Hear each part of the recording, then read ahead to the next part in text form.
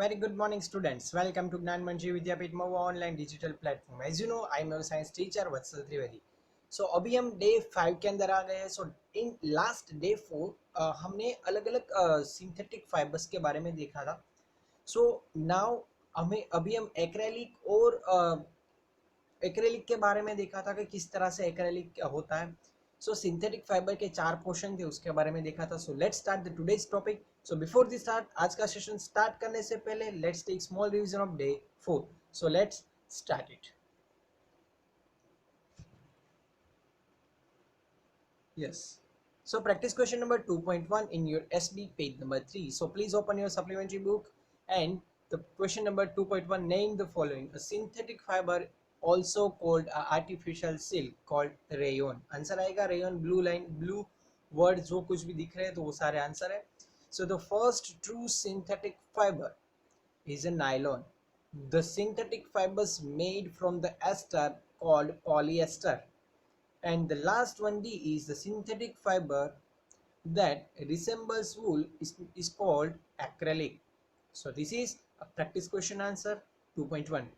सभी question answer जो ये वीडियो के अंदर आप देख रहे हो सारे सॉल्व कर रहे हो और लर्न कर रहे हो, तो सारे सॉल्व कर रहे हो और लर्न करे हुए सारे क्वेश्चन आंसर आप सबको आपकी फेयर बुक के अंदर कंपलसरी लिख कर और उसके फोटोग्राफ क्लिक करो और एज अ होमवर्क मुझे सेंड करो. आपकी रेगुलरिटी बेसिस पर आपकी अटेंडेंस हो रही है. So be serious for your regularity. Okay, now next is practice question number 2.5 on your SB page number 4. What is PET? State the uses of PET. PET stands the polythene terephthalate. It is used to making the fiber which can be used to make various clothing items. Next, NCERT exercise के ऊपर से है, तो if you have NCERT book so please open, otherwise you can solve directly on your screen.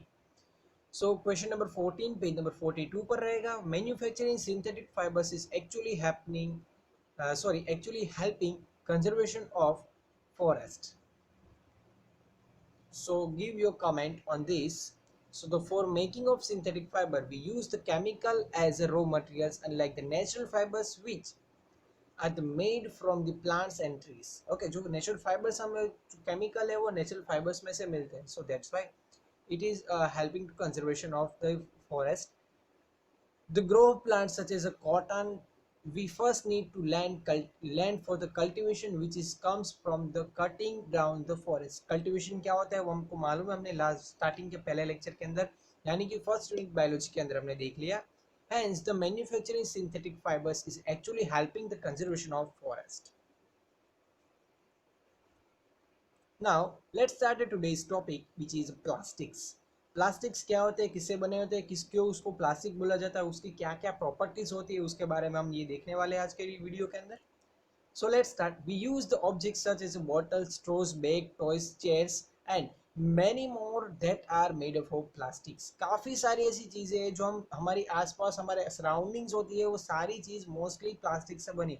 हमारी pen से लेकर और हमारे स्पेक्स के अंदर भी प्लास्टिक का यूज़ होता है. हमें हमारा कप है, आपके खिलौने हैं, चेयर्स है, प्लास्टिक के बैग्स है, स्ट्रोज होती है, बॉटल्स होती है, सारे प्लास्टिक में से बनी होती है. सो हम काफ़ी सारे प्लास्टिक के साथ रिलेटेड है. सो प्लास्टिक के बिना हम नहीं चलेगा ऐसा भी कह सकते हैं. But now what are the plastic made up of. आपने कभी ये सोचा है कि ये प्लास्टिक की बनी हुई सारी चीज़ हमारे आसपास है, इवन हमारी चेयर से लेकर छोटी सी छोटी चीज़ हमारी होती है वो सारी प्लास्टिक में से बनी. हमारी पेन है, पेंसिल है, काफ़ी चीज़ प्लास्टिक में से बनी हो. पेंसिल यानी कि lead pencil. Okay, so what are the plastic made up of. So plastic किससे बना होता है. आप स्केल का यूज़ कर रहे होगे. यस, कोई ये कभी सोचा है कि प्लास्टिक ये बनता कैसे है भाई. सो उसका आंसर मैं यहाँ पे आपको दूंगा इस वीडियो के अंदर. So plastic are a synthetic material that are made from the many units of polymers. So with each other, काफ़ी polymers एक दूसरे के साथ इंटरकनेक्टेड करने के बाद उसमें से एक जो हमको रिजल्ट मिलेगा जिसको हम बोलेंगे plastic. So plastic is a made up of synthetic material which name is polymers. उसको इंटरकनेक्टेड करेंगे उसके बाद ये जो हमारे पास आएगा उसको हम बोलेंगे plastic. Yes. So composition of plastics. So the interconnections between the polymers can be two types, linear और cross linked structure.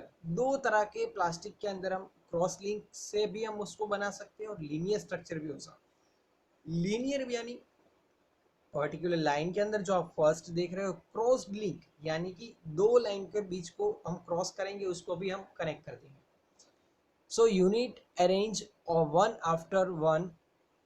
one after the another in a line, it's called the linear structure, and units arrange one or two lines with interconnects between them, जिसको हम बोलेंगे cross linked structure. What do you observe about the shapes of these materials? What are the made of? ये दोनों का shape, एक टबलर है और एक चेयर है, दोनों का शेप के अंदर काफी डिफरेंस है। तो ऐसा क्यों होता है, किस तरह से वो बनता है? So the shape of mug and chair are different. Both are made up of plastics. Now again, you step out the home. It start the raining. You are carrying the bags filled with the food. You do not have an umbrella. So which kind of bag should you carry? आप कौन सी bag carry करोगे, कपड़े की या plastic की? Yes, a plastic bag since does not absorb the water. ये हमको मालूम है, उसकी प्रॉपर्टीज है वो पानी को एब्जॉर्ब नहीं कर सकता है। Which of the which of this is lighter hold? ये दोनों में से हेवी वेट किसका होगा, लाइट वेट किसका होगा? इजीली है, मेटल से बना हुआ उसका वेट हायर होगा कंपेयर टू प्लास्टिक का, जो है उसका वेट होगा वो लाइटर होगा। So the plastic bucket is the lighter hold is compare to metal bucket. So as per the conclusion, plastic are made up of synthetic polymers interconnected with each other. Okay, they can be shaped into the different form, उसको अलग अलग form के अंदर हमको बना सकते हैं। They are also water resistance, पानी का वो एब्जॉर्ब नहीं कर सकता है, वो वाटर रेजिस्टेंस है, and hence good for the making countries used to storage. That next is making containers used to the storage. They are lighter and easier use when they compared the with metal, उसका weight भी light होता है। So it is the different properties of plastics. Now please open your supplementary book. It is time to solve the practice question number 3.3 on your SB page number 4. So practice question number 3.3 is that list the 5 objects that you used daily which are made up of plastic. हमें ऐसे कुछ 5 object का नाम लिखना है। मैं यहाँ पे मेरे आसपास है उसके नाम यहाँ पे लिखता हूँ, आप अपने आसपास जो प्लास्टिक की चीज़ें आप डेली यूज़ करते हैं उसके नाम आप लिखना।